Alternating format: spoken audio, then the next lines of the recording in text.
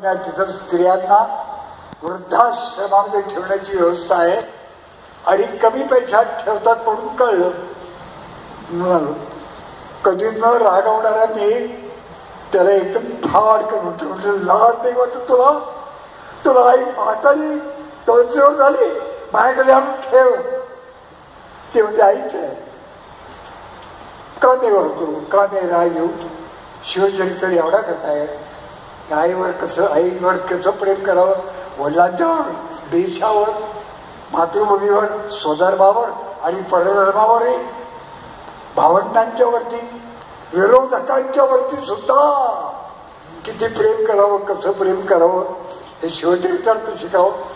त्याकरता खटतो, त्याकरता हे गायन, त्याकरता सगळा उपद्व्याप.